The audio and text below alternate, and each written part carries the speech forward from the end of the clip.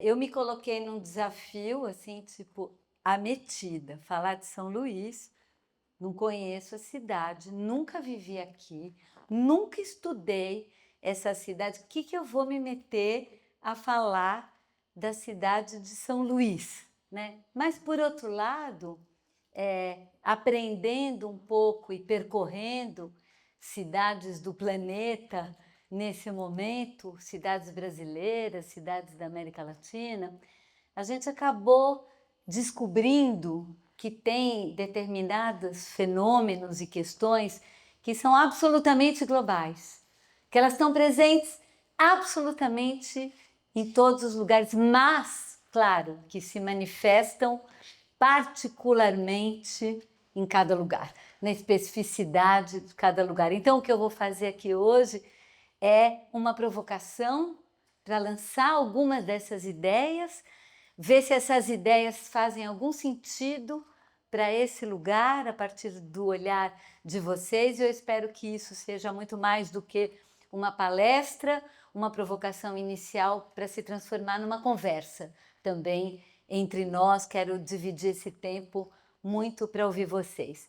Eu quero também começar agradecendo e começar minha fala agradecendo a presença de duas mulheres negras que estão nessa plateia, muito importantes para São Luís. A vice-prefeita Ismênia Miranda, que fiquei muito feliz de estar aqui com a gente hoje, e a Creusamar Pinho, liderança histórica dos movimentos de moradia nessa cidade, uma trajetória de luta com quem já dividi muitas reflexões, vitórias e dores ao longo de muitos anos. A presença dessas duas mulheres negras como figuras me parece essenciais da discussão que eu gostaria de colocar aqui hoje para mim, porque que eu estou começando a minha fala agradecendo a presença delas, porque sim, uma vice-prefeita aqui representando aquilo que a gente construiu ou foi capaz de construir como Estado no nosso país, na nossa região, na nossa cidade, não especificamente esta prefeitura, mas o Estado brasileiro, mas também a Creuza, né? Creuza, representando um pouco aquilo que historicamente a nossa sociedade civil organizada, mobilizada, também foi capaz de fazer. Mas por que eu estou colocando essas duas questões aqui?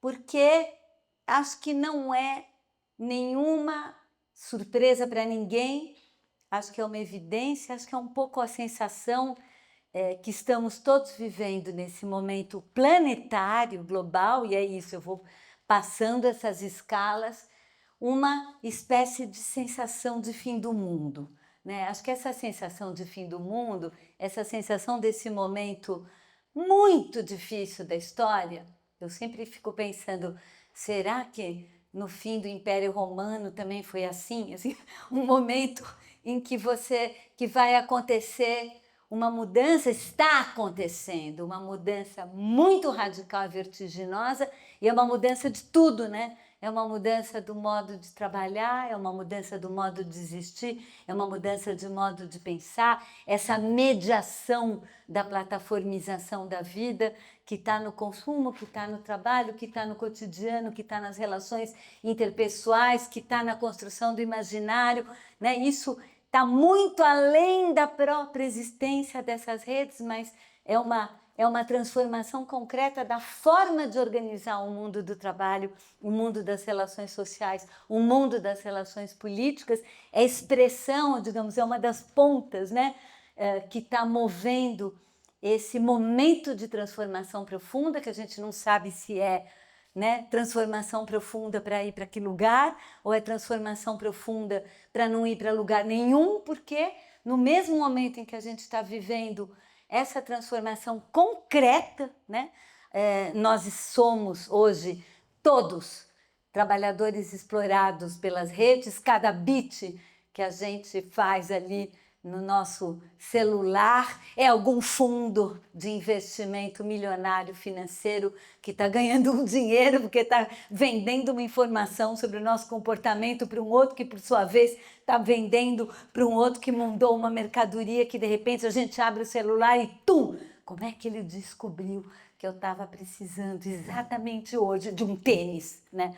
Então, enfim, é uma mudança nas formas de consumo, portanto, é uma mudança nas formas de exploração, portanto, é uma mudança nas formas de acumulação, mas isso está sendo acompanhado hoje também por um processo muito grande de colapso ambiental, né? E aí já não dá para falar mais, tem que tomar cuidado, porque senão o aquecimento global vai chegar, né? Neste exato instante, está cheio de gente derretendo, literalmente, né?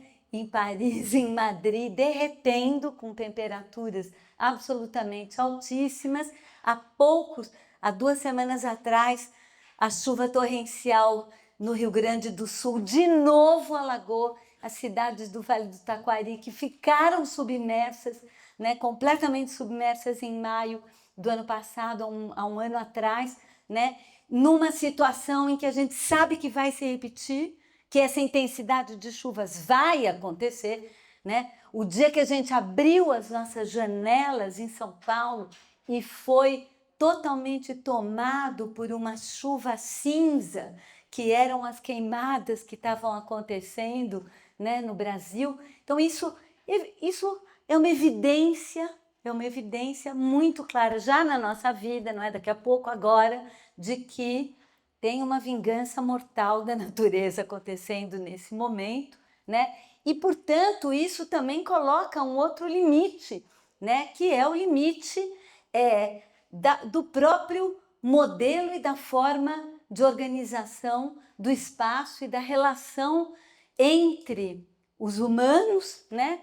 Aqueles seres da natureza que se autoproclamaram os donos da terra, os senhores da terra, superiores a quaisquer outros seres, os rios, as montanhas, as plantas, os animais, e que embarcaram num projeto, né, que foi um projeto construído, um projeto racional, iluminado, projeto fundador da modernidade, que é um projeto de subjugação da natureza e de extração da natureza para que se pudesse, os homens, os humanos, produzir mais e mais, consumir mais e mais, num processo praticamente infinito, né, de produção e consumo que se imagino, né, que poderia ser infinito, que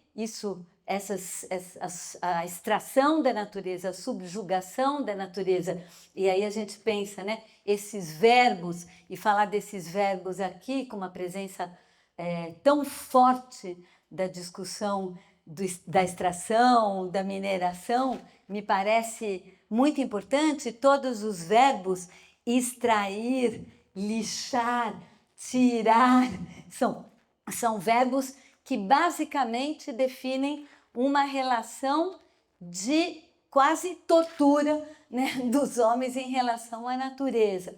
Por que eu estou colocando isso, digamos que é um segundo pano de fundo, e eu diria o terceiro pano de fundo global, antes da gente aterrissar mais aqui no local, também, além da questão, né, da crise ambiental, além da transformação radical dos modos de produção e dessas mudanças que estão acontecendo também, uma mudança, e essa interfere muito fortemente no espaço construído, no espaço urbano, também interfere no espaço rural, no chamado agro e na própria mineração, mas do espaço urbano ela é essencial, que é o controle total e absoluto, a colonização da produção do espaço pelas finanças. Ou seja, um fenômeno que é recente, porque sempre teve finanças envolvidas na produção do espaço, na produção da infraestrutura, é absolutamente impossível você construir, né, sistemas de infraestrutura, equipamentos, hospitais, ruas, sem ter mobilização de capital. Você sempre teve mobilização de capital. Mas, hoje em dia, o que mudou nesse processo, né, é que a mobilização de capital que se faz para poder construir acabou ganhando hegemonia ou precedência sobre a própria coisa que se vai construir.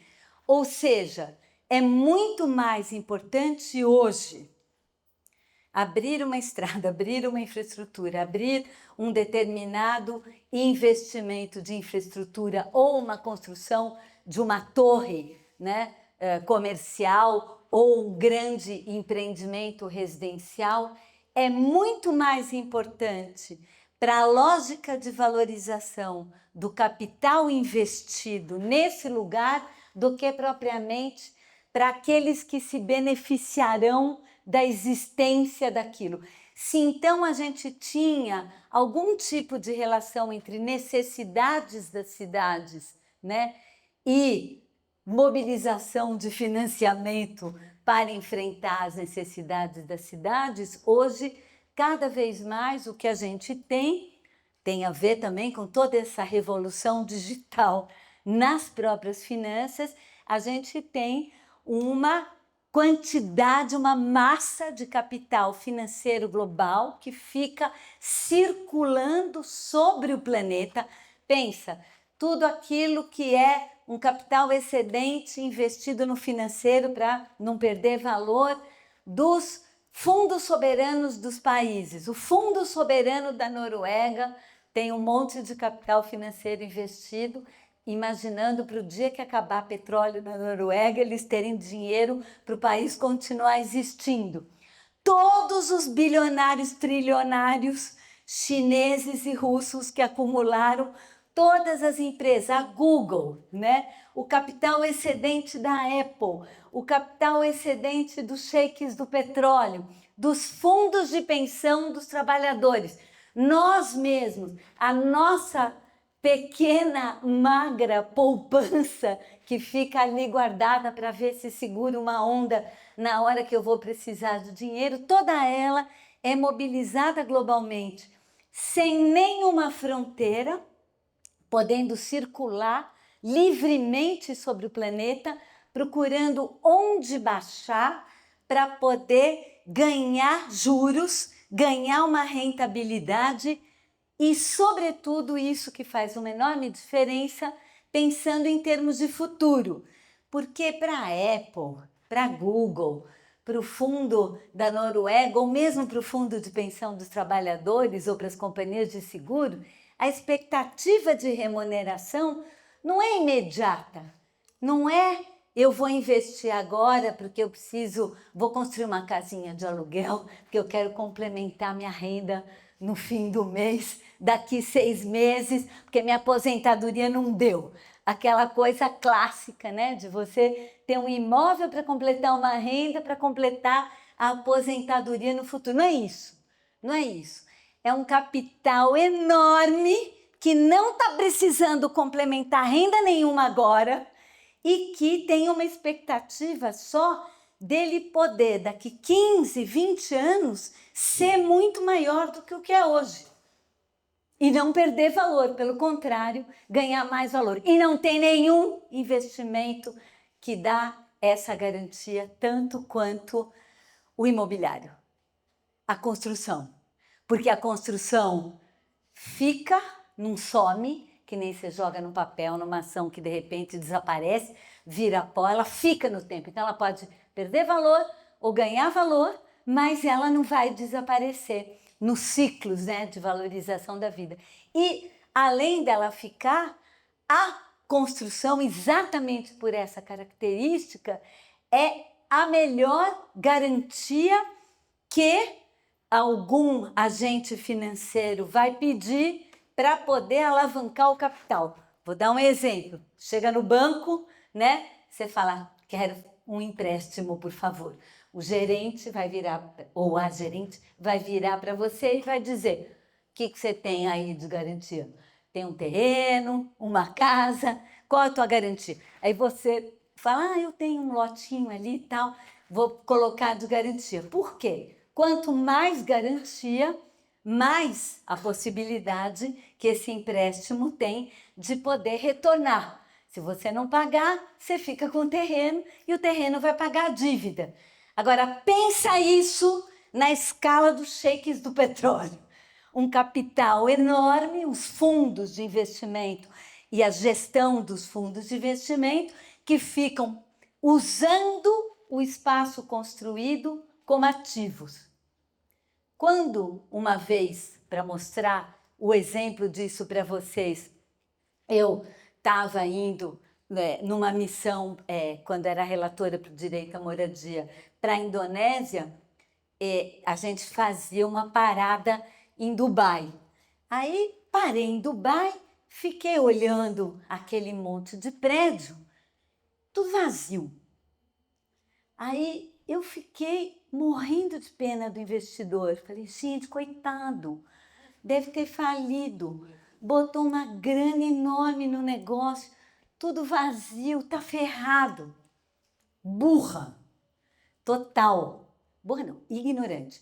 Eu não sabia que, na verdade, todo aquele investimento naqueles prédios, em um monte que deve estar até por aqui, ali na península, sei lá onde, por São Luís, que pode ser coisa parecida com isso, nem tudo, mas uma parte, né?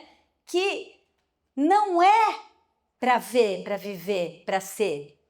É só para estar registrado on the books. Porque se tiver on the books, funciona como colateral, como garantia. Então, os grandes fundos alavancam mais capital apresentando o lastro de ativos. E eles têm ativos espalhados pelo planeta. 10 mil residências em Atlanta, um aeroporto, né, na Indonésia, 3 edifícios numa capital de não sei o quê, e aí vai. E os capitais, hoje, por conta dos instrumentos novos, podem entrar e sair do fundo sem vender. Então, você não vê anúncio: alguém quer comprar o aeroporto de não sei quem. Não é assim que funciona. Na verdade, as pessoas têm cotas que dão direito futuro à rentabilidade futura daquele lugar. E você compra e vende a cota. Então, é teu direito de poder participar da rentabilidade aqui. Então, é completamente abstrato, é completamente fictício, é completamente desterritorializado, com um pequeno detalhe: ocupa concretamente o espaço. E mais, ocupa o espaço que era, teoricamente, o espaço para a gente morar, para a gente viver, para a gente trabalhar, para a gente ter as nossas iniciativas. Então, nós estamos falando de uma captura, de uma colonização do espaço pelas finanças. Claro, não tem a menor dúvida que hoje isso é mais intenso em São Paulo do que em São Luís. Não tenho dúvidas. Mas isso não quer dizer que essa dinâmica esteja ausente. Inclusive, que ela esteja ausente em grandes projetos que acabam entrando na própria região. Aí, às vezes você olha um projeto e fala: gente, mas esse projeto parece que tem pé nem cabeça. Então, o pé não tem mesmo, é só voando. E a cabeça é completamente ficcional e ligada a esses circuitos financeiros globais. Eu estou colocando isso porque isso que eu falei, tudo são tendências gerais, são tendências globais, são coisas que estão presentes no mundo inteiro e que estão gerando, eu diria, no mundo como um todo, com maior intensidade num lugar ou no outro, uma enorme crise de habitação. Em países, inclusive, que não tinham crise de habitação há muitos anos, como o Reino Unido, a Inglaterra, hoje vivem isso exatamente em função de todo o processo da financiarização. Nos Estados Unidos isso também é muito claro, a crise da moradia. Mas, quando a gente aterriza aqui, a gente fala, tá contando piada, né? Porque crise da moradia é um negócio que, pelo menos na minha vida, desde que eu nasci até hoje, é crise de moradia. Ou seja, a gente está numa situação que é uma situação histórica, que é uma situação estrutural, que uma parte importante aqui em São Luís, aqui no Brasil, aqui na América Latina, aqui na periferia do capitalismo, a gente tem uma história longa aonde a maior parte da população da cidade, residentes da cidade, dependendo da cidade, você está falando de 40%, ou 50%, 60%, 80%, depende. Mas você tem uma parte muito significativa que nunca teve acesso a uma moradia adequada, nunca teve acesso à cidade completa, no sentido da moradia, não como quatro paredes, um teto, porque não é isso que é moradia adequada, moradia pensando num local com urbanidade, com acesso ao transporte, com acesso à educação, à saúde, a um meio ambiente adequado, à cultura, às possibilidades de acessar renda, emprego, oportunidades. Então, a gente sabe que essa é a história de nossas cidades e a gente teorizou sobre isso, eu digo a gente, intelectuais, latino-americanos, urbanistas, geógrafos, sociólogos, economistas. Esse foi um tema aqui muito forte na América Latina, afinal de contas, por quê? E foi um tema que atravessou o tempo com várias versões sobre esse tema, né? A gente for pensar no começo, né, no início dos anos 50, se falava da teoria da marginalidade, então a tese era um pouco, não, o negócio é o seguinte, tá a maior parte da população urbana vivendo meio desadequadamente, porque é o povo que veio lá do mundo rural, então não está adaptado ainda à vida urbana, e aí, portanto, é marginal e aos poucos será incorporado ao mundo da habitação, do salário, da vida urbana, e isso desaparecerá, esses problemas desaparecerão.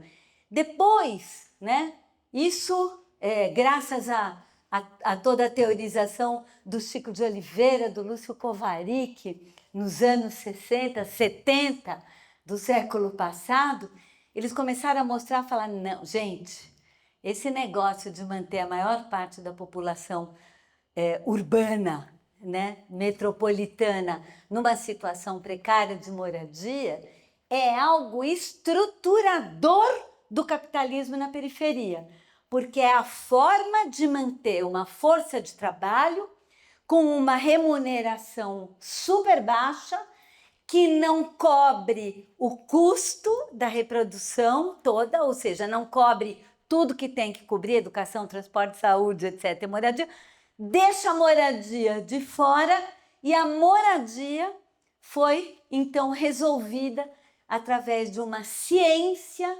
produzida pelas periferias e favelas e vilas do país, que é a civirologia. As pessoas se viram para poder, né, construir seu próprio espaço no lugar que deu, com a grana que deu, como deu. E isso com várias soluções, né?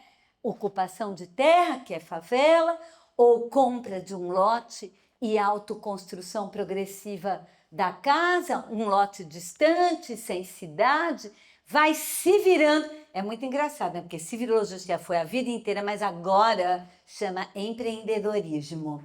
É o novo nome da civilologia. Ficou chique, é legal, né? Sempre foi assim, ter que se virar sem ter grana, sem ter apoio, sem ter nada para conseguir viver. Mas agora, isso é muito legal, sou empreendedor. Nós, então, construímos um modelo aonde as pessoas se viram, então esse componente habitação não está no custo de reprodução da força de trabalho. Inclusive, pasme, nunca entrou no cálculo do salário mínimo a prestação de uma casa ou o aluguel de uma casa. Não tá. Não tá. Então, as pessoas sempre foram construindo. Mas é muito importante entender que esse modelo de construção dessa cidade, que, claro, vocês devem estar estranhando que eu não falei a palavra desigualdade até agora, e não falei de propósito, porque muita da visão que foi sendo construída sobre isso era de que, bom, é assim, gente, tá assim porque é desigual. Então, a cidade é a expressão da desigualdade. Então, vamos lutar para melhorar salário, para ter mais dinheiro, né? Ou, como se dizia na época da ditadura militar, vamos crescer o bolo para depois dividi-lo, vamos desenvolver para depois promover, né, maior renda para as pessoas, e aí tudo ficará resolvido. Entretanto, e aí a gente tem uma contribuição muito importante do pensamento do Milton Santos para a gente entender isso, quando ele fala, gente, o espaço não é expressão daquilo que acontece no mundo social e do mundo do trabalho. O espaço, a geografia espacial, produz cidade, produz desigualdade. E é sobre isso que eu quero falar o resto da minha fala a partir de agora, com a tese que eu gostaria de dividir com vocês, de que o nosso planejamento, o nosso projeto de cidade, né, com suas regras, com seus planos, com as políticas, compõem uma forma de fazer cidade que garante a eterna concentração de renda e poder para todo sempre. Produz isso. E a gente não consegue entender de que forma a gente faz isso se a gente não puxar vários cordões ou várias dimensões dessa questão da desigualdade. E acho importante a gente puxar essas questões, superar a ideia de que a desigualdade é um problema de renda, então joga aí um Pix para cada família e está tudo resolvido, dá mais renda para cada um e está tudo resolvido, mas ela é muito mais profunda que isso e tem dimensões muito mais estruturadoras. Vou falar 4 dimensões que eu acho importante colocar para a gente poder entender, né, de que forma as políticas urbanas, e não a falta delas, né, porque não vem aqui me dizer, não, essa cidade está um caos por falta de planejamento. Não, se você for nas prefeituras, nos estados, tem planejamento, tem plano, tem trabalho, tem política, tem regra, tem norma, mas a primeira dimensão disso é o quanto é a natureza da colonialidade da norma. O que quer dizer isso?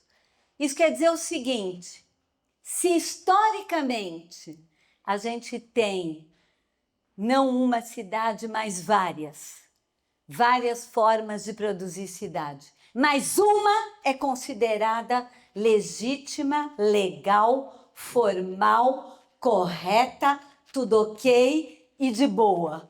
Todas as demais são irregulares, ilegais, informais e todas as matizes que você pode imaginar do da negação. Então, as favelas, as periferias, as baixadas, todas as formas de ocupação, elas são, de alguma forma, em confronto com a norma, em confronto com a regra. E qual é a norma? Por alguma razão, não é uma razão misteriosa, nós elegemos que a única forma legítima de fazer cidade, o único modelo de cidade é aquele modelo eurocêntrico, inventado ali no século XIX, no século XX, por alguns países do centro da Europa, porque até a periferia da Europa também está fora dessa história, do centro da Europa.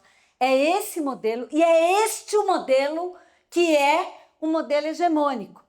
E não por acaso, este modelo foi muito, muito influenciado e transformado, estruturado, esse modelo que hoje está presente nos nossos zoneamentos, no nosso código de obras, nas obras que a gente faz na cidade das infraestruturas.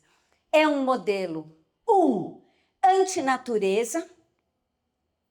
Você tem um rio, o que você faz com o rio? Enfia dentro de um canal, mete um sistema viário em cima dele, bota ele num tubo, né? Ou se não, coloca ele num canal para poder ocupar e rentabilizar ao máximo o espaço. Então é um modelo que vem junto com a ideia de que o melhor uso do espaço é o uso mais rentável para o capital investido. Então é um modelo antinatureza, é um modelo que pega o morro, corta, arranca, enfia túnel dentro, né? É um modelo que tem um modelo de intervenção radical, né? E violenta em relação à natureza. Pensa o rio, né? Enfiado dentro daquele tubo. O que o rio deve estar pensando enfiado dentro daquele tubo? Como é que ele está sentindo a vida dele dentro daquele tubo? Não é normal, é isso que a gente tem que fazer. O modelo que a gente faz é isso. E 100% carbocêntrico. Asfalto, que é totalmente indústria de petróleo, ferro, que bomba o extrativismo aqui e com todas as suas consequências de destruição em relação aos territórios, cimento, né? É um modelo completamente estruturado na era carbocêntrica, com um sistema viário lisinho para poder um monte de carro com pneu e combustível movido a petróleo sair correndo em cima dele, de preferência em alta velocidade, moto incluída. Então, nós estamos falando de um modelo responsável pela emissão de gás de efeito estufa, que, por sua vez, está sendo responsável pela destruição do planeta. E a gente acha esse modelo é o modelo. E o que está fora desse modelo é o irregular, o ilegal, o informal, aquilo que não vale. Esse modelo também escolheu uma forma de relação entre as pessoas e o espaço, que é a propriedade individual registrada, né? O lote, a propriedade individual registrada no cartório, que é, evidentemente, a forma de propriedade que é mais capaz de dialogar com a terra como mercadoria e agora como ativo financeiro, porque é uma forma totalmente abstrata. Pensa, eu desenho lá um negócio, né, escrito num papel, e aquele papel representa meu direito de estar sobre a terra, e qualquer outra forma de estar sobre a terra, diante dessa, é subalternizada. Essa é a principal, e as outras todas são invasão, invasores, né, ocupantes, enfim, outras formas. E pensar que essa forma aí da propriedade privada individual tem 250 anos no planeta, é novinha.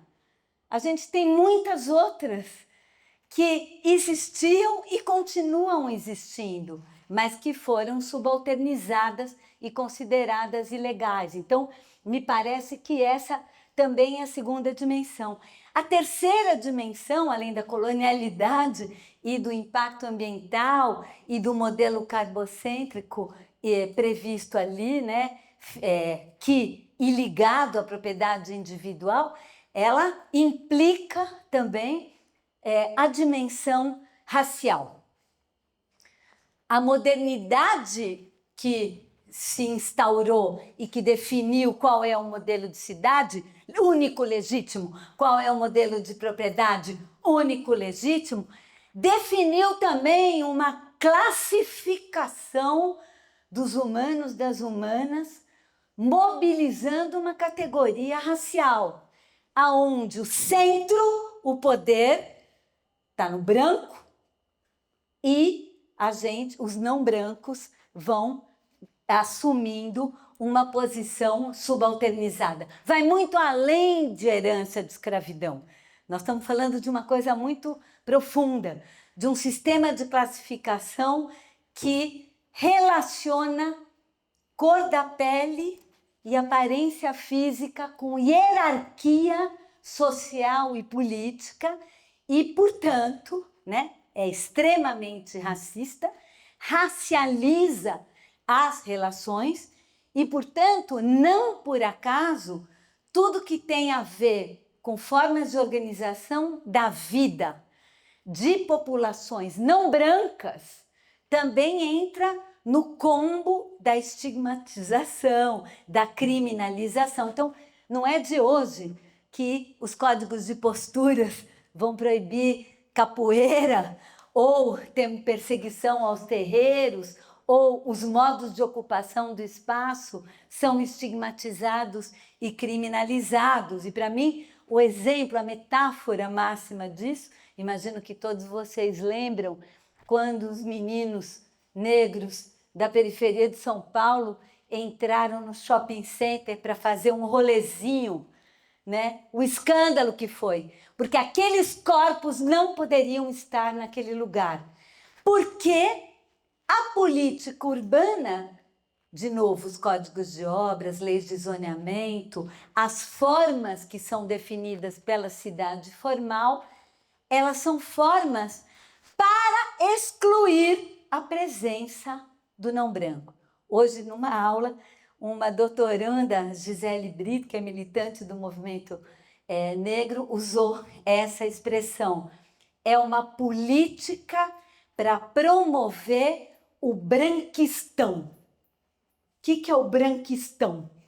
O branquistão é um território tendendo à exclusividade branca, identificado como o território de mais poder, mais afluência, modelar, hegemônico na cidade, protegido da invasão de formas de ocupação do espaço que não são formas permitidas, que são as formas do outro. Esse é o terceiro elemento e me parece que falar dele é fundamental. E, por fim, o quarto elemento é a dimensão política, porque no mundo da política e no mundo do Estado, a gente entrando no Estado, essas normas, essa gestalt construída pela ficção que é a norma, que é uma ficção, né? É uma invenção. Por que é lote assim? A única forma é essa, o modelo é esse. Por que se encanou que o modelo era da Europa do século XX? Por que não era um modelo, sei lá, da Pérsia do século XVII? Porque é uma ficção, é uma escolha que tem a ver com um projeto muito claro de dominação colonial no seu início, mas que se repõe como colonialidade permanentemente. Então, do ponto de vista político, quem está dentro do espaço formal tem direito automático à infraestrutura, à água, à luz, a esgoto, ao acesso à escola. Quem está fora, aí a gente depende. Vai oscilar entre a violência da despossessão, eu preciso daquele lugar, aquele mangue onde moravam os pescadores e que a gente decreta pela legislação ambiental que não pode ser ocupado, toda essa população é expulsa e no lugar se abre uma frente de expansão imobiliária chique, elegante da cidade. Então isso se chama despossessão. Se tira as pessoas, se tira elas de lá para poder abrir uma frente para aqueles que são os grandes enunciadores da política urbana, que é a incorporação imobiliária, que precisa ali fazer seus ativos financeiros.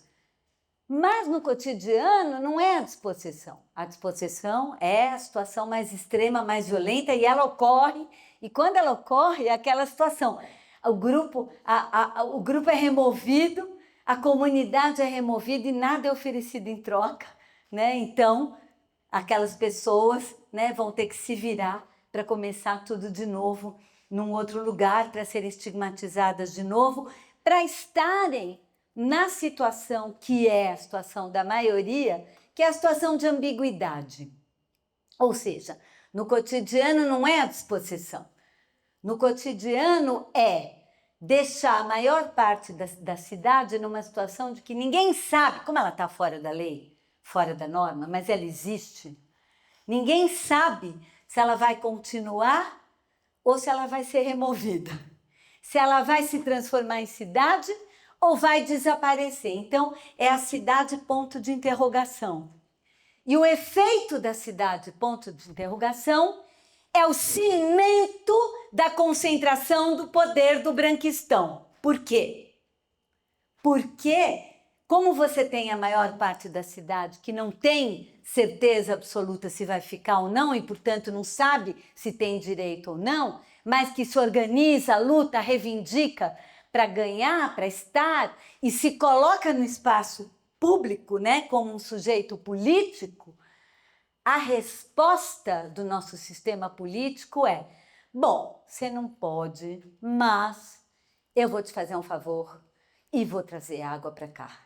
E vou te trazer esgoto para cá, e vou te trazer escola para cá. Mas nunca tudo de uma vez, tipo barba, cabelo, depilação. Não.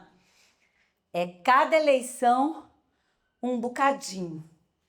E assim depois você agradece. Muito obrigado, vereador, prefeito, deputado, governador. Você olhou para nós. Me tornei visível diante de você.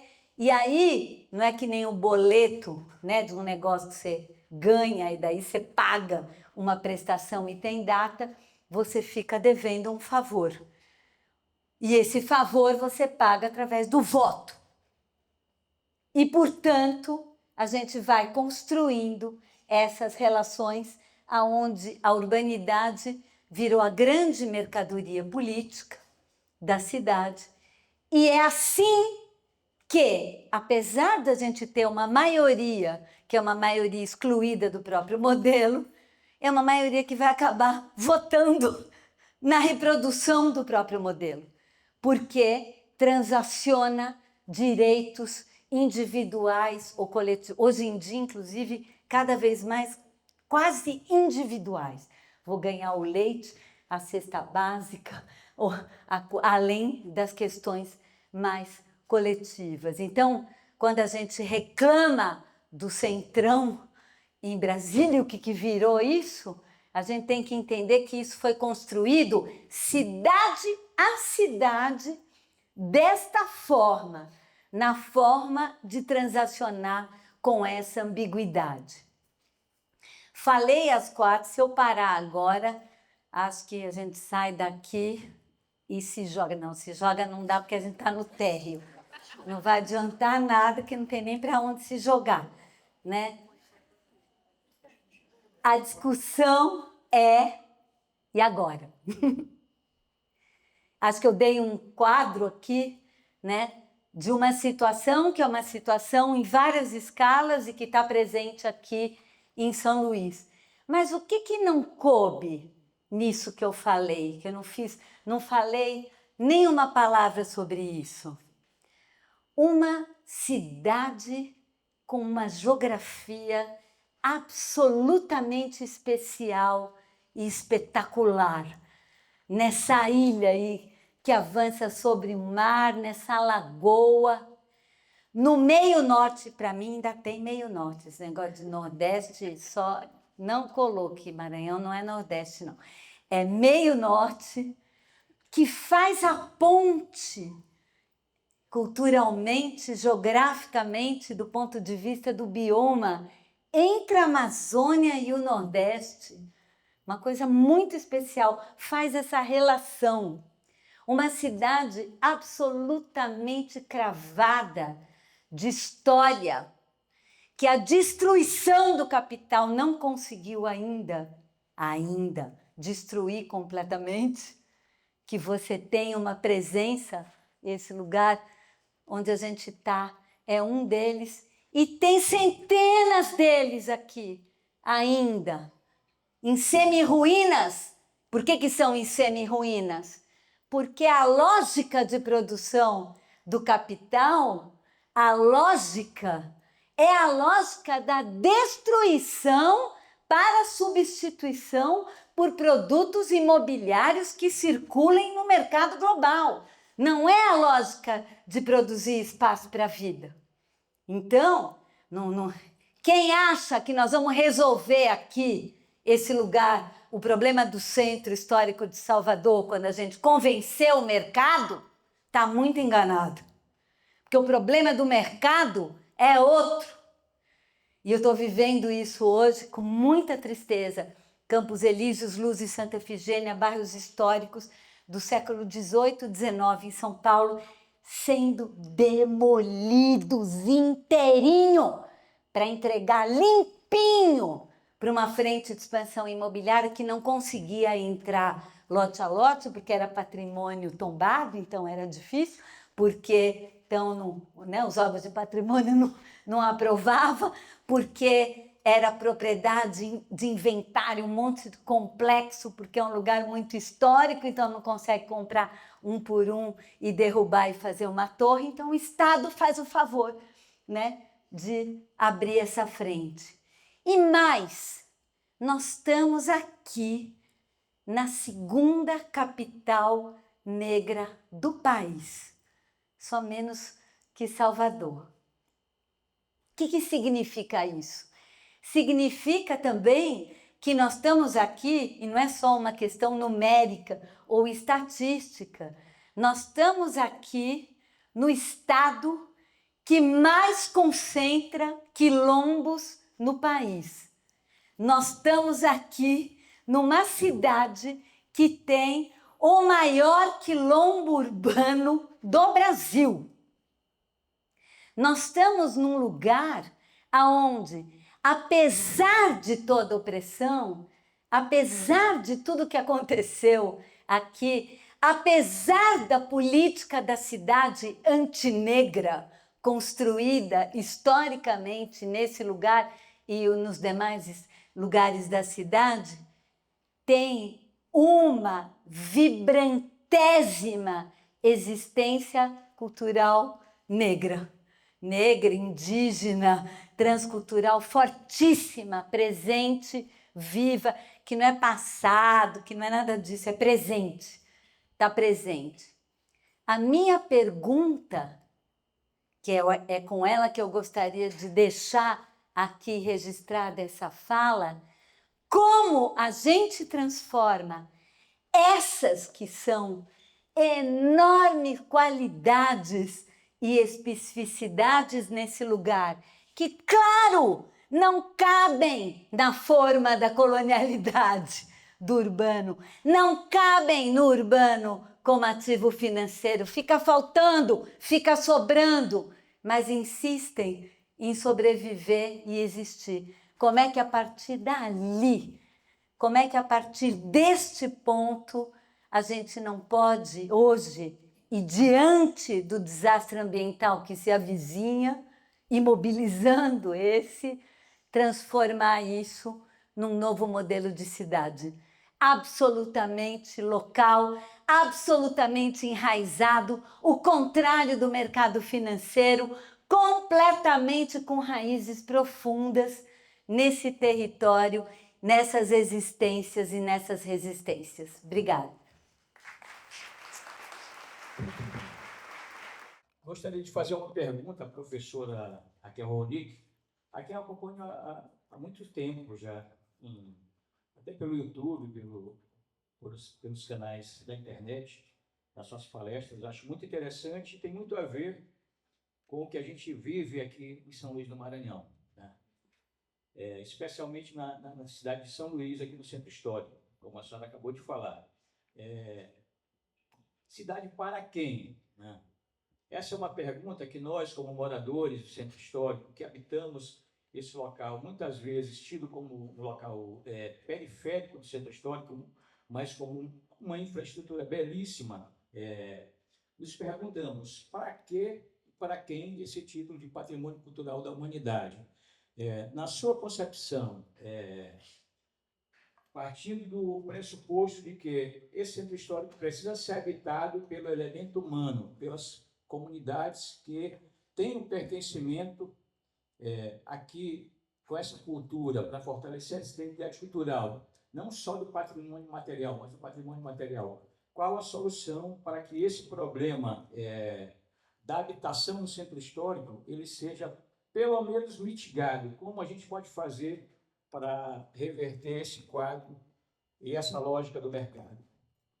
Vamos explicar por que, apesar de já ter tido 550 mil seminários sobre habitação no centro histórico, né, com a presença, inclusive, né, de Caixa Econômica Federal, Ministério das Cidades, etc., a tal da política habitacional para centro histórico nunca sai. Isso acontece em função da seguinte razão, é bem simples. Política habitacional no Brasil, e não só no Brasil, em vários países da América Latina é a mesma coisa, não há especificidade aqui local, é uma conversa, isso não agora só, Minha Casa Minha Vida, já há muito tempo, historicamente, desde que começou a ter uma política habitacional, pensando na universalidade da política habitacional, desde o BNH. É uma conversa entre indústria da construção civil e indústria de crédito imobiliário. Todos os programas são isso. Como se a discussão das necessidades ou a especificidade da necessidade da população não entra na conversa. É uma conversa em cima de oferta. O que produtos a indústria da construção civil pode produzir e de que forma eles podem ser acessados através de crédito hipotecário, né, subsidiado, com juros menores, etc., para quem não tem renda. Qual é o problema desse tipo de produção e desse tipo de concepção da política habitacional? Só tem problema. Primeiro problema, não parte de uma leitura das necessidades. Se partisse da leitura das necessidades, ia descobrir que a maior parte das pessoas que não tem acesso à moradia não tem nenhuma condição de entrar numa política de crédito e comprar um produto, mesmo que seja com uma prestação baixinha, com juros subsidiados. Porque, gente, se eu não tenho um tostão para comer, mesmo se eu ganhar uma moradia, é óbvio que eu vou botar ela para alugar ou para vender para eu poder comer. Óbvio. Então, veja, não tem sentido nenhum uma política de casa própria via crédito para uma parte dessa demanda, que é uma demanda que ganha menos do que um salário mínimo por mês. Esquece! Mas não, política é política de produção de unidades novas via crédito imobiliário de casas próprias. Acesso à moradia, gente, não é igual a ter propriedade. Isso aí resolveram contar pra gente. Mas os países que tiveram em seu momento, que isso também já foi bastante desmontado, uma política mais universal de moradia, tipo Reino Unido, na Holanda, né, nos países escandinavos, que falaram, não, vamos universalizar o direito à moradia, que todo mundo vai morar num lugar adequado. Nunca foi de casa própria. Sempre era política de locação subsidiada. Sempre. Não é que a pessoa ficava dona, ela podia usar um espaço para o resto da vida dela. Para o resto da vida dela. Mas não ia ser propriedade dela. Ou era propriedade pública, ou é propriedade cooperativa, ou é propriedade de associações sem fins lucrativos. Teve vários modelos no mundo de políticas, mas todas foram políticas de locação subsidiada. Não dá para fazer política de casa própria para uma população que tem uma renda tão baixa. E nem precisa, porque o que as pessoas precisam é ter acesso à moradia adequada e não ter propriedade.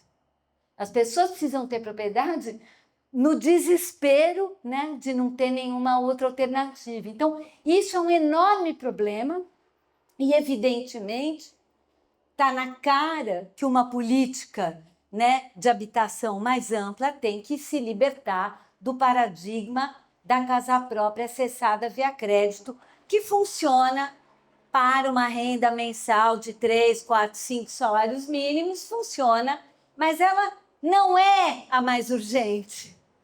Não é onde o Estado tem que botar toda a sua energia. O Estado tem que pôr toda a sua energia nas situações que são as mais urgentes, que mais precisam do Estado para poder acontecer. E, por fim, outro mito, que é um absurdo, mas que a gente naturaliza completamente, que é a história do custo. Fazer o restauro de casarões no centro histórico é caro, ponto.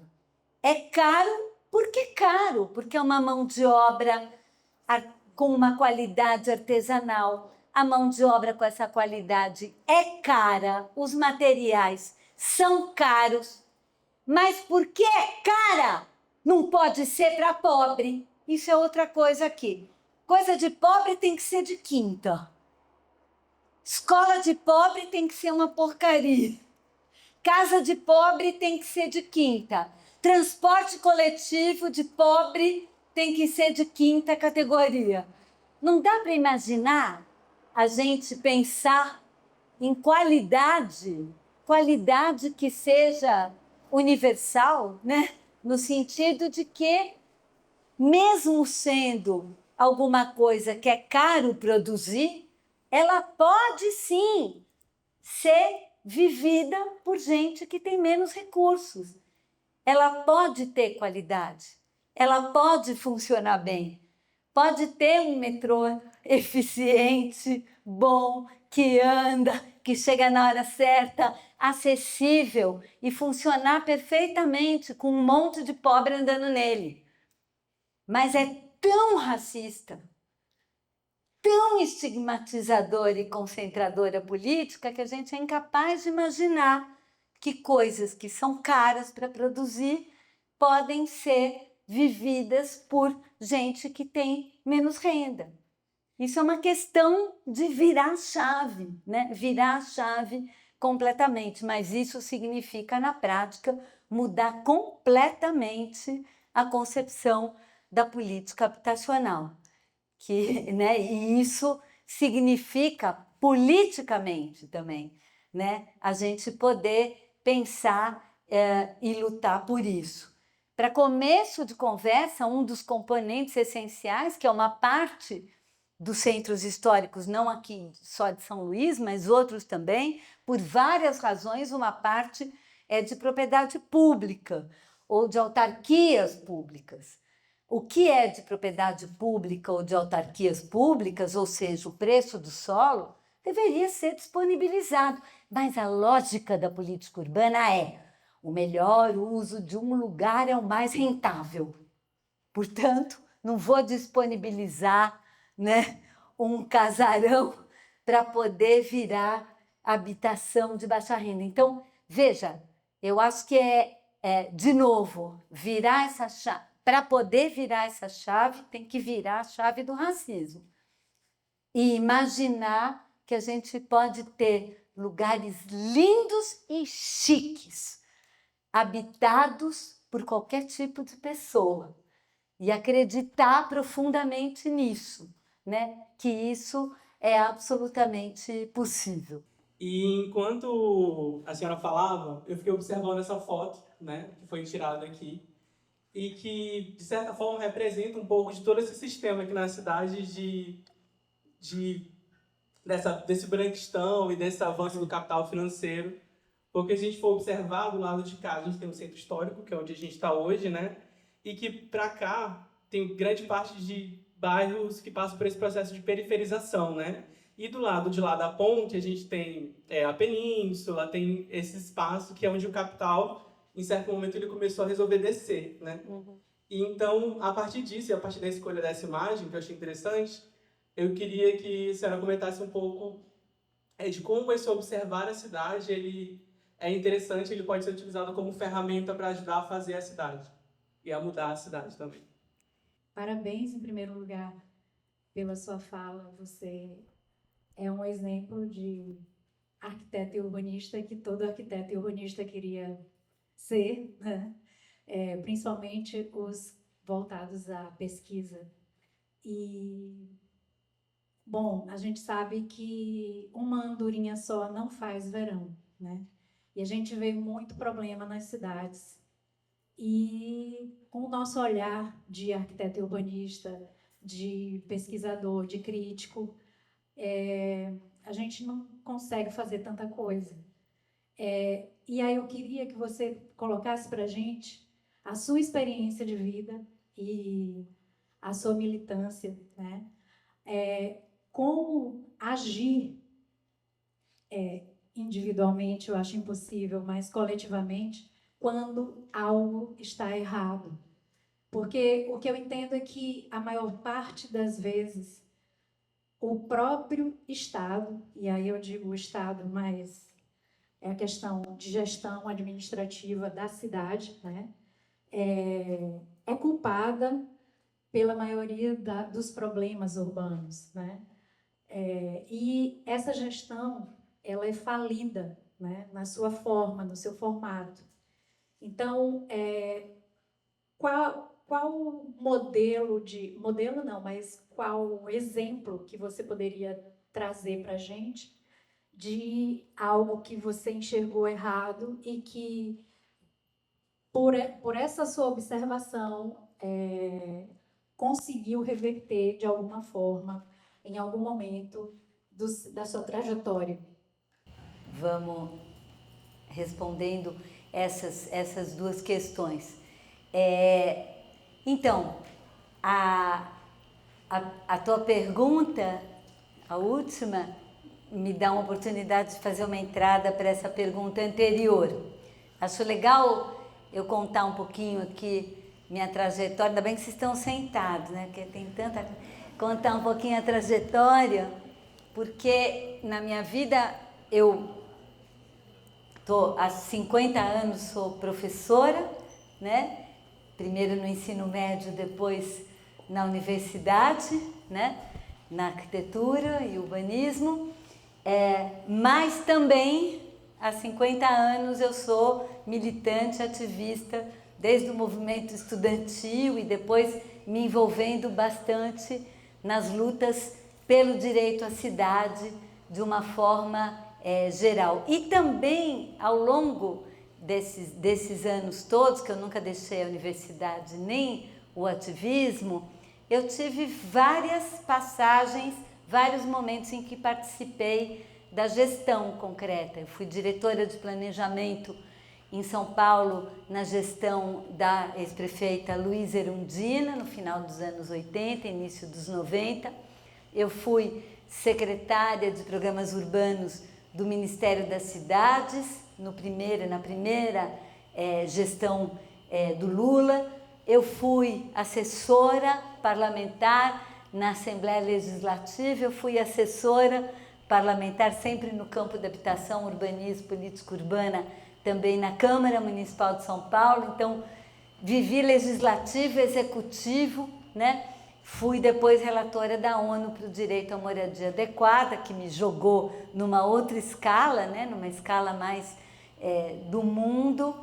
E, né, para completar meu pezinho na gestão, hoje eu sou prefeita do campus da USP, que é uma cidade de 70 mil usuários, não habitantes. Tem 3 mil habitantes, que são os moradores do CRUSP, mais 70 mil usuários diretos. E então enfrento também as questões da gestão pública, porque USP, universidade pública, eu tenho que trabalhar, né, com os marcos. E eu tenho a seguinte impressão sobre o Estado brasileiro. o que é o Estado brasileiro. Eu, sinceramente, é impossível trabalhar no Estado brasileiro. Vocês podem ficar com raiva da Ismênia, que é vice-prefeita que está aqui, mas o que acontece ali? É uma loucura. Você vai começar a fazer uma cor. Sabe aquele joguinho dos dadinhos? Que você vai mexendo o peão? Então, você joga. Fiz um projeto maravilhoso naquele lugar. Oba! Avance uma casa.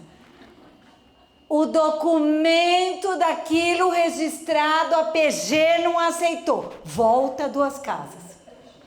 Aí abre a licitação. Aí a licitação deu errada porque a empresa fez recurso, ou a empresa que ganhou a licitação jogou o preço lá embaixo, porque tem que ser pregão. Então, né, você compra fita crepe que não gruda, porque o cara bota a fita crepe com preço lá embaixo e não gruda a fita crepe, né? Então, é um negócio.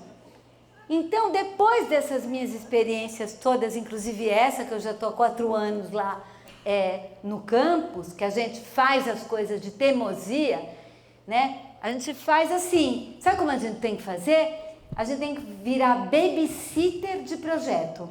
Você pega um projeto e você cuida só daquilo e você fala, esse eu vou até o fim. E aí você engata uma primeira e só faz aquilo e vai, né, tirando tudo da frente, fazendo e lutando, e aquilo que você imaginava que ia fazer em 1 ano, passou 5, você ainda não conseguiu terminar.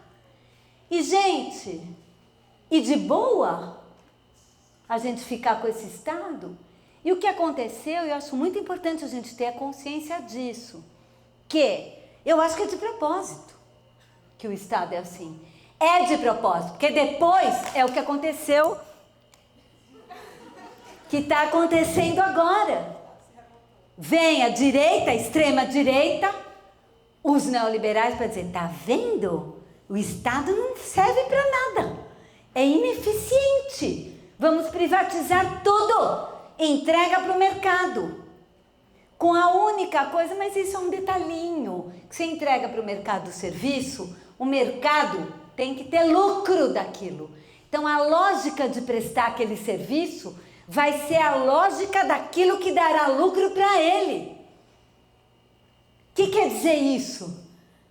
Obviamente, não será a melhor forma de prestar aquele serviço. Jamais será universal. É isso. Então, é uma armadilha desgraçada para tudo ficar pior do que é. Para transformar parque privatizado em shopping center, porque você tem que monetizar o espaço.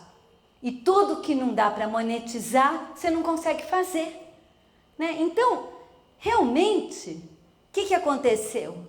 A direita e a extrema-direita tomaram para si a crítica ao Estado. Agora, por que pegou?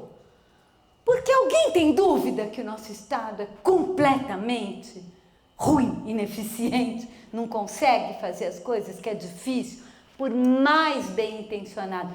Eu fico com ódio quando alguém fala, ai, é só ter vontade política. Vontade política é que nem varinha de condão. Pim! Eu sento ali e transformo todas as coisas, não é. Eu já vi, eu assisti... Tive o prazer de participar de uma gestão como a da Luísa Erundina, que tinha uma vontade política ali muito forte. E a gente conseguiu fazer muita coisa na base de ser babysitter de projeto, com a vontade política. Mas não basta. Tem que ter uma reforma do Estado. E, infelizmente, a esquerda nesse país, os defensores da justiça social, os defensores de cidade para todos, não conseguem fazer uma discussão de reforma do Estado. Ficam navegando ali no meio do Estado, né? E eu acho que isso é muito importante e é uma pauta, hoje, muito importante. Será que tem uma outra forma de pensar a dimensão pública? Será que tem dimensões da sociedade civil organizada, de setores sem fins lucrativos? Será que só tem Estado e mercado? Será que não tem outras formas de organização social, econômica, com controle social, que sejam capazes de responder com eficiência, com qualidade, com controle? Me parece que é um pouco por aí que a gente também tem que avançar. Isso não tem nada a ver com privatização, nada. Isso tem a ver com repensar. E queria chamar a atenção que a Secretaria das Periferias, que é uma secretaria ali marginal no Ministério das Cidades, está propondo isso, está lançando programas pensando em empoderar processos de projeto e obra a partir de organizações da sociedade civil, enfim, está tentando encontrar esses marcos que me parecem muito interessantes. Por quê? Porque eu acho que você tem toda a razão, que eu acho que o primeiro passo é observar a cidade. E a gente observa não apenas para denunciar ou para explicitar essas questões, mas a gente tem que observar para poder começar a imaginar outros modelos e outras formas de cidade. Olhar para a cidade, em vez de olhar nessa matriz horrorosa que o planejamento ensina, que você olha o modelo, põe em cima da cidade real, fala irregular, informal, irregular, informal, e vai descartando, estigmatizando e pensando como transformar, começar a pensar o contrário. Que qualidades urbanísticas, espaciais, ambientais tem nesse lugar que eu posso? Claro, o lugar é precário, não porque a forma de viver é errada. O lugar é precário porque teve pouca grana para fazer. Então fez com uma exiguidade de meios. Então, será que a gente não pode imaginar, né, a possibilidade daquele repertório com recursos conseguir se transformar em algo de qualidade, não necessariamente repetindo esse modelo? Né? Será que não dá para imaginar o futuro desses espaços que hoje não tem futuro? Que são marcados pela ambiguidade ou marcados para morrer? Então, me parece que a observação agora, para a gente entender aonde estão as linguagens arquitetônicas e urbanísticas que foram sepultadas, aonde está a africania dessa cidade, aonde está a metrópole negra dessa cidade, aonde está as outras formas de organizar o espaço que tem essa qualidade, essa potência, que podem, né, com recursos, e aí, evidentemente, lutar para ter recursos para que aquilo pode se transformar. E aí, eu acho muito importante a gente pensar em termos de processos. Tendo passado por Brasília, né, e tendo também participado de governo local, né, em São Paulo, eu posso afirmar com toda certeza que Brasília olha para o Brasil com um desprezo enorme. Tipo, eu sei o que é bom, né? Aqui estão os indicadores, aqui estão essas coisas, e aqui está o modelo daquilo que vai implantar.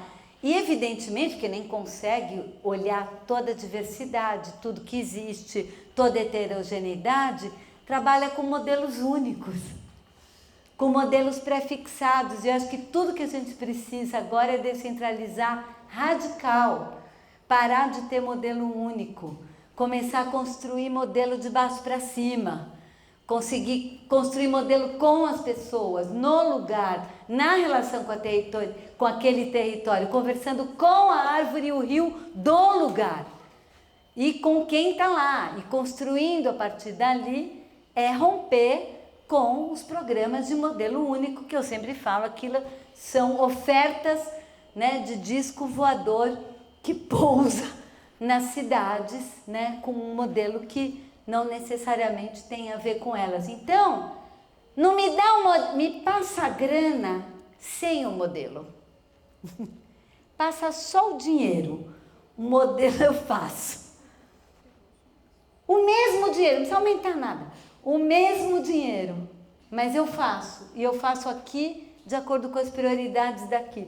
Um exemplo que eu queria dar para vocês agora, eu acabei de ir fazer passar uns dias no Rio Grande do Sul e visitei as áreas que foram atingidas pela enchente, fiz uma visita de campo lá, conversando com os arquitetos que estão envolvidos com a reconstrução, com o Ministério Público, com as pessoas atingidas, tal.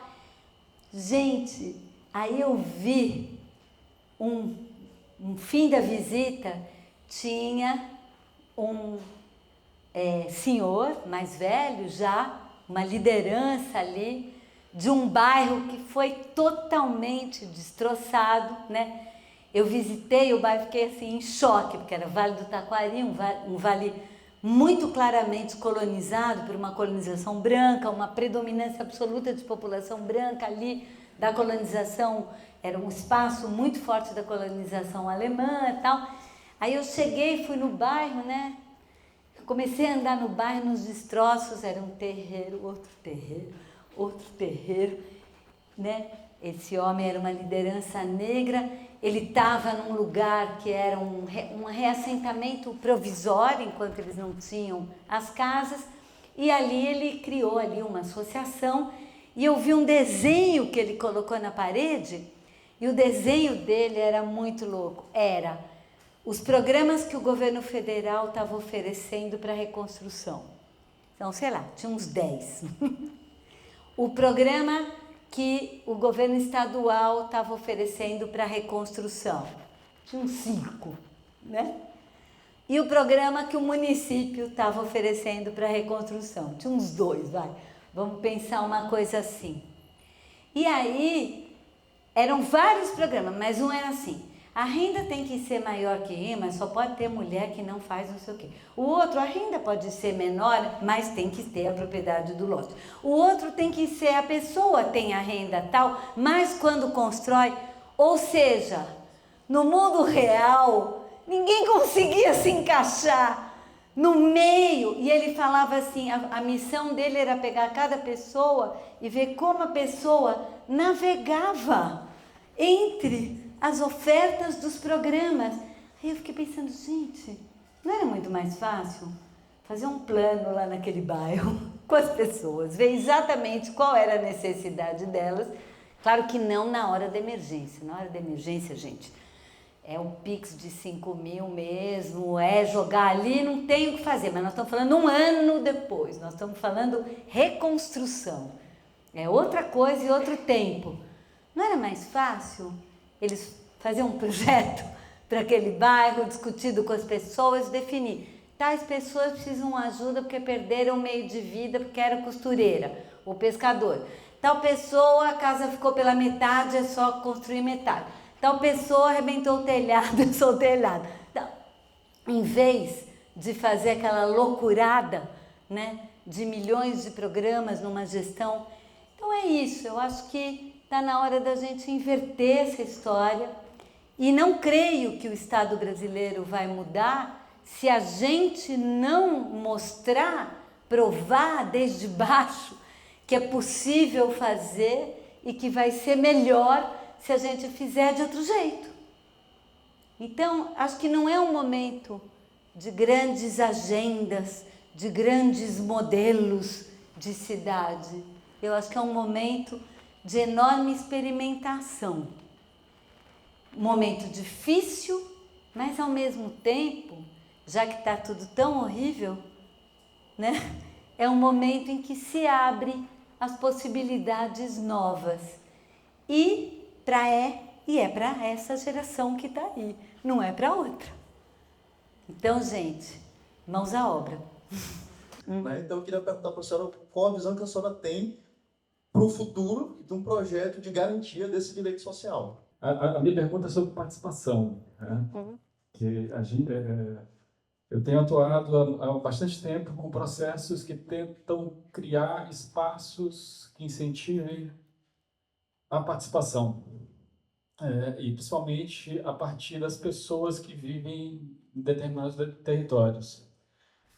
E tanto na experiência do Desterro, que eu tive o prazer de ter com o Denis e com outras lideranças aqui do bairro, quanto no Coroadinho, que eu atuo agora, eu vejo que existe uma forte resistência do Estado relacionada com a participação. Né? Parece que o Estado tem medo da participação. Sempre que tem alguma coisa, não, isso aí vai complicar, vai tornar o projeto mais complexo, não vai dar para executar. Enfim, por exemplo, aqui pensavam que eu estava me candidatando a vereador, que eu estava atravessando a agenda de outra pessoa que é realmente, inclusive agora é vereador. Então, eu chego nos espaços e pensam que eu tenho um outro interesse que não o da pesquisa acadêmica e também, de certo modo, o ativismo que também me carrega há algum tempo.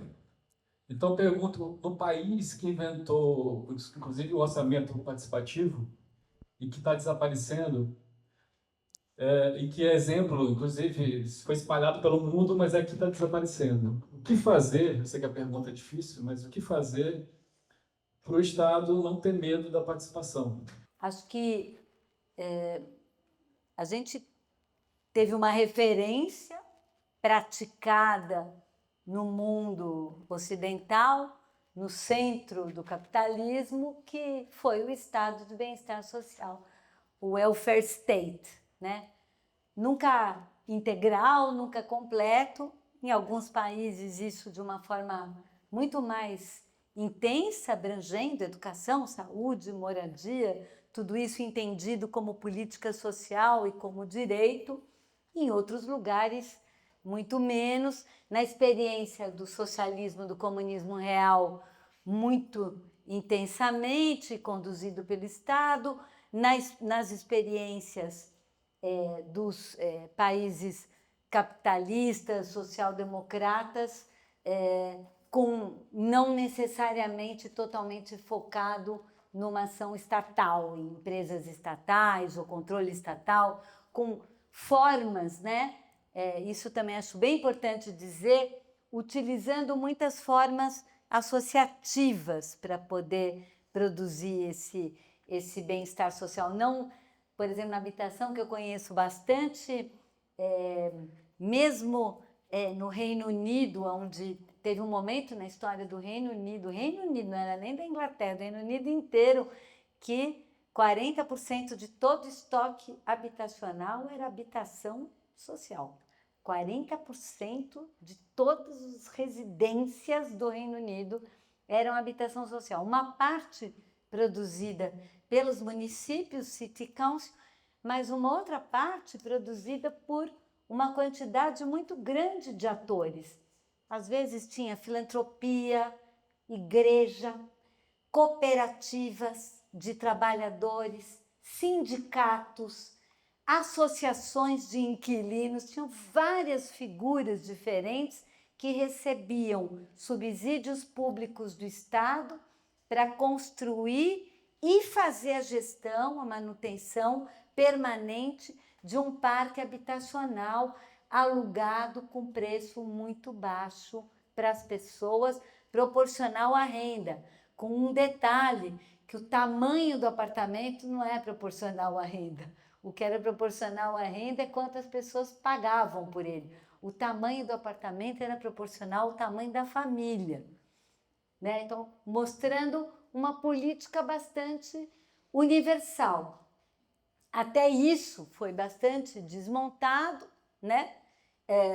O desmonte do estado do bem-estar social tem uma origem que também está na raiz da financiarização da habitação e da cidade, que foi na hora que se rompeu o padrão ouro no sistema financeiro, quando se rompeu o equivalente ouro no sistema financeiro, os juros puderam flutuar muito mais e, portanto, a dívida dos países que usavam, inclusive, dinheiro, né, se endividavam, pegavam dinheiro emprestado um dos outros, um país de outro e de grandes fundos, para poder fazer esses subsídios públicos, a dívida ficou impagável.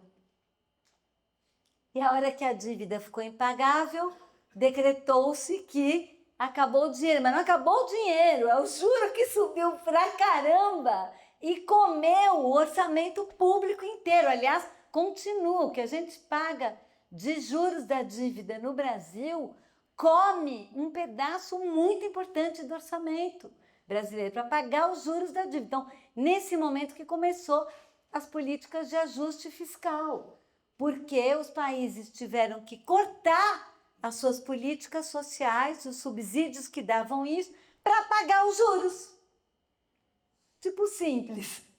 E ao fazer isso, fizeram reformas, né? Reformas falando, né? E terminando com essas, diminuindo muito em países que tinham coisas muito intensas, nunca acabou total, mas diminuindo muito. Por exemplo, na Inglaterra, Margaret Thatcher vendeu o estoque onde as pessoas moravam de aluguel para elas por um preço bem baixinho, transformando as pessoas que já estavam, não foram expulsas, as que já estavam viraram proprietário. Ficaram felicíssimas, passaram a votar Margaret Thatcher. Ganhei uma habitação forever. O único detalhe é que o filho dela já se ferrou, que não tem casa para ele morar, porque acabou a produção, né, de um estoque público de habitação. Então, hoje, né, passada uma geração, a gente tem uma crise, né? Então, a desmontagem do estado de bem-estar social está diretamente ligada à discussão, e essa mesma flutuação do juro também é o mesmo processo que foi empoderando cada vez mais o capital financeiro, e ele foi ganhando hegemonia sobre todas as dimensões do capital produtivo. Foi isso que aconteceu, né? A partir dos anos 70 do século passado, e a gente está nessa situação. É uma situação que foi cada vez mais, e hoje, por exemplo, no Brasil, a discussão que está rolando hoje sobre a questão do tributo, né, que é uma discussão importantíssima que está acontecendo no Congresso, aonde a proposta do governo é tributar a operação financeira, é tributar o setor financeiro. E aí, o setor financeiro não quer de jeito nenhum. De jeito nenhum. Se recusa terminantemente.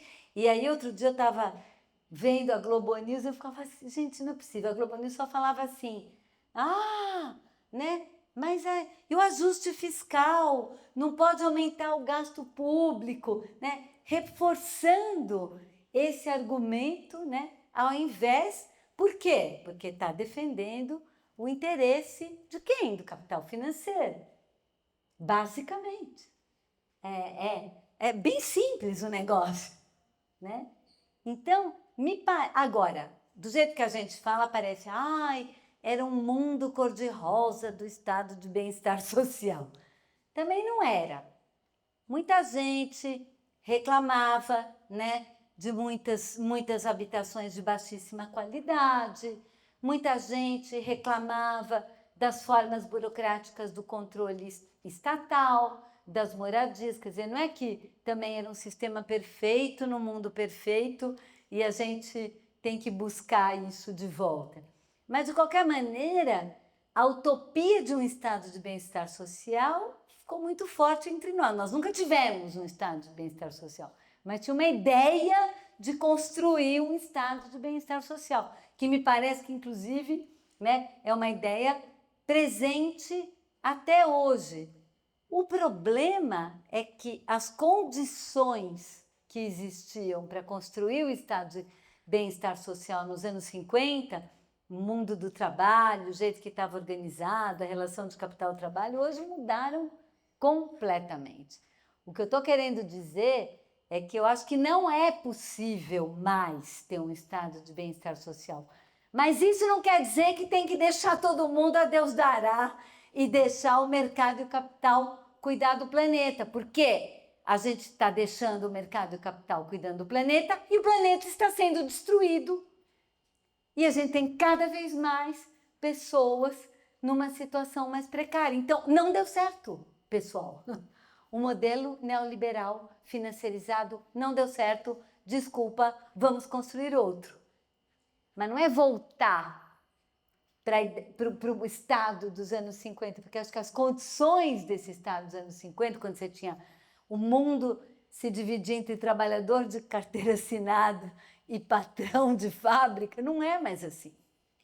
Já é muito diferente. Então, tem que imaginar outras coisas, né? E é isso a nossa dificuldade. A nossa dificuldade é que aquelas utopias que alimentaram a gente, que foram construídas no século XIX, que alimentaram as lutas no século XX, não mais. Começar com trabalhador. Não tem mais trabalhador, praticamente, né?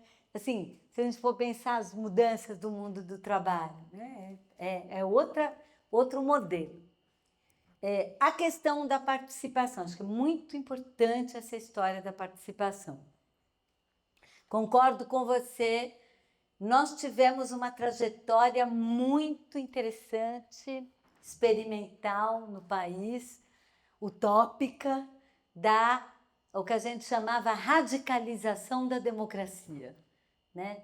Ou seja, do ponto de vista da democracia, não basta apenas votar para os seus representantes.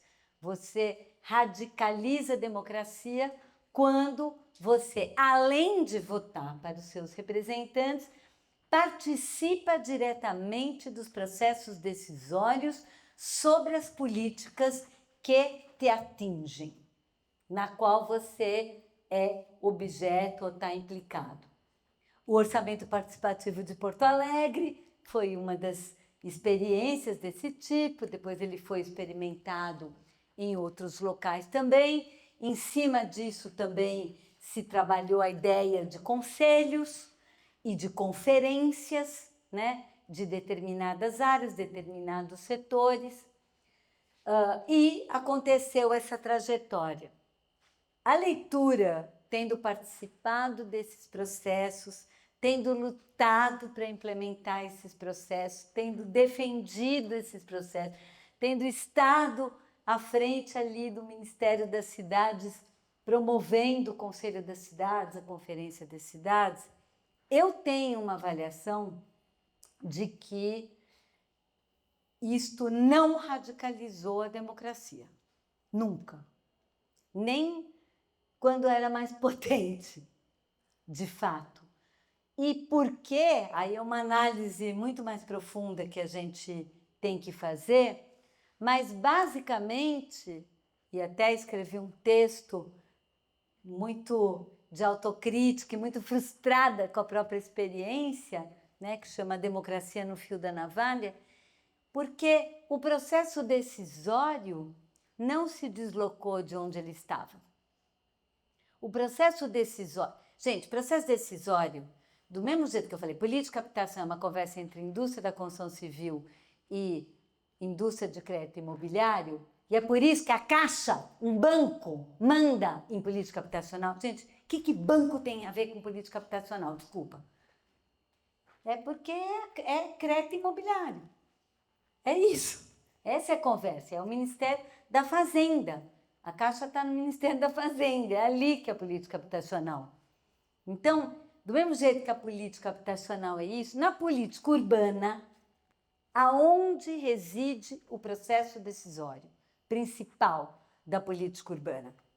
Ele está principalmente entre aqueles do setor empresarial cujo negócio depende 100% da política urbana, ou seja, empreiteiros de infraestrutura e obras públicas, concessionários de ônibus, concessionários de serviços como serviço de lixo, né, de coleta de lixo, incorporação imobiliária, que depende da decisão municipal para a rentabilidade do seu negócio. Então, esses estão absolutamente presentes nos processos decisórios.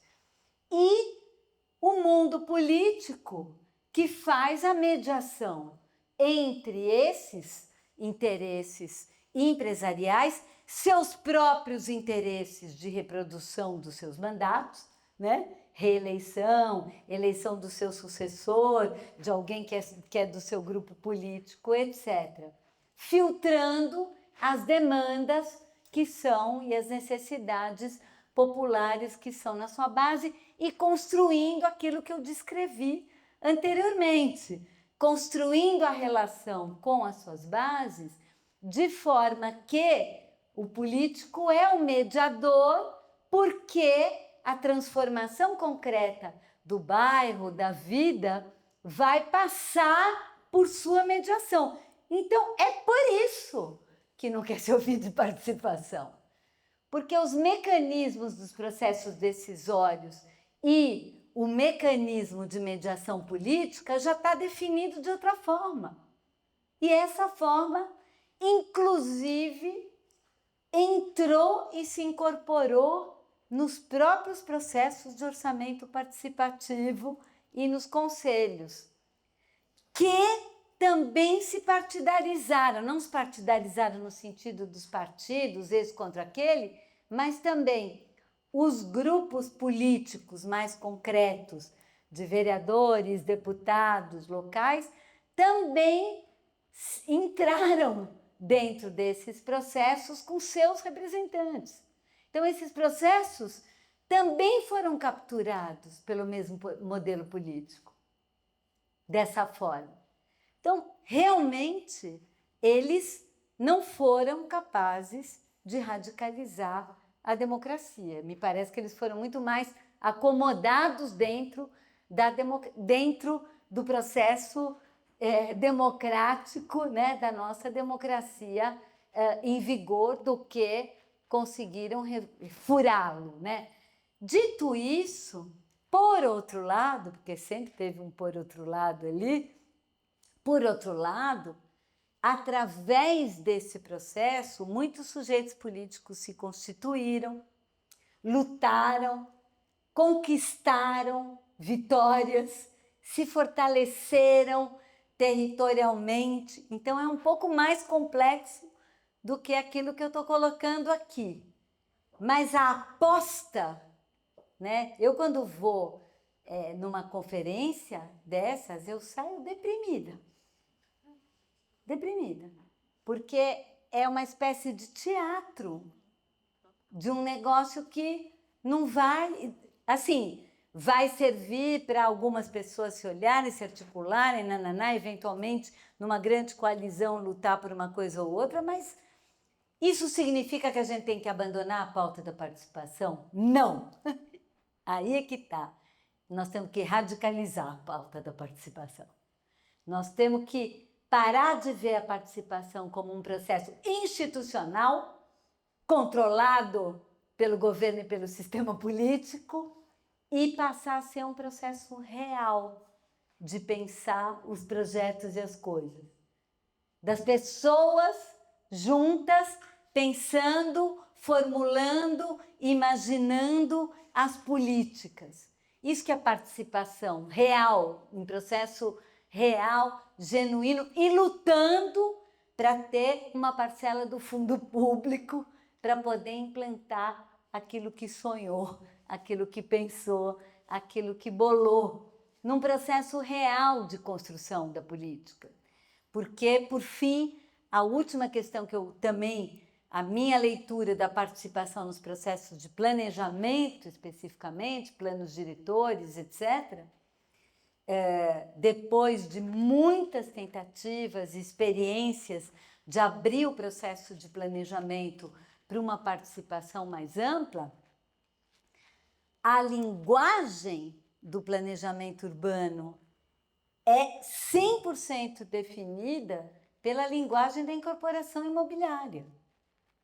A linguagem do planejamento urbano a discussão do planejamento urbano, do zoneamento, da lei de uso e ocupação, a pergunta básica é: aonde o setor imobiliário poderá fazer os seus produtos? Aonde serão torres? Aonde serão galpões? Aonde serão... É isso a conversa. Não tem nada que ver com uma conversa sobre cidade. E aí a gente ficou tentando entrar nessa conversa, mas é isso, a gente não tem nem roupa para entrar nessa conversa. Isso aí é conversa de incorporador. Eu sempre falo, gente, coeficiente de aproveitamento. Nossa, uma coisa absolutamente decisiva para a qualidade de vida das pessoas na cidade. Não é nada. Coeficiente de aproveitamento é rentabilidade de espaço. Não é discussão sobre cidade. Não é. É discussão sobre um pedaço da cidade pelo setor imobiliário. O problema é transformá-la numa discussão sobre o todo, né? Então, me parece também, isso acontece muitas vezes, a audiência pública que vem apresentar o projeto, apresenta o projeto numa linguagem, tarará, ninguém não entende nada, né? É aquele negócio, e aí, como é que você vai interferir, como é que você vai conversar sobre isso? Então, me parece que participação de verdade, ou a radicalização da participação, tem que ser a partir do que as pessoas estão vivendo, no local onde elas estão vivendo e com a interferência direta delas sobre isso, escapando um pouco desses grandes espaços de representação que me parece que hoje estão extremamente desgastados e capturados. Talvez, a partir daí, a gente consiga revigorar esses espaços também.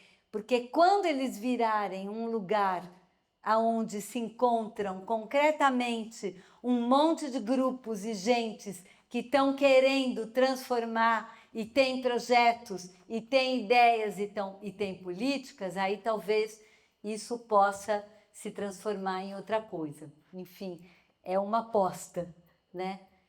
Mas o principal daquilo que estou falando e estou colocando aqui, que é o momento de rever essa agenda. É o momento de rever essa agenda da reforma urbana, as suas estratégias, entender até onde ela foi, entender os seus limites e começar a imaginar outros mundos.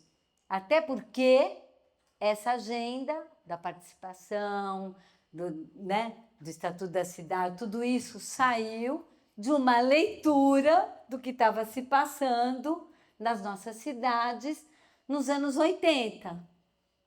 Então, está na hora de fazer uma leitura do que está se passando nas nossas cidades agora, né? Nos anos 2025, repensar, refazer essa leitura para poder, inclusive, refazer essa agenda, porque é uma outra cidade. Vou te dar um exemplo só para concluir aqui essa historinha que nós fizemos um processo recentemente, né, de elaboração de um plano de urbanização, que vocês acreditem se quiser, tem uma favela dentro do campus da USP, certo? Acredite se quiser. Isto é muito sintomático, né? E aí, falei, não, gente, na minha gestão, vamos pensar como é que a gente enfrenta essa questão. E começamos a pensar um processo, né, de transformação urbanística e, evidentemente, apostando num processo participativo para poder repensar aquele lugar, como faz para urbanizar, como faz para regularizar.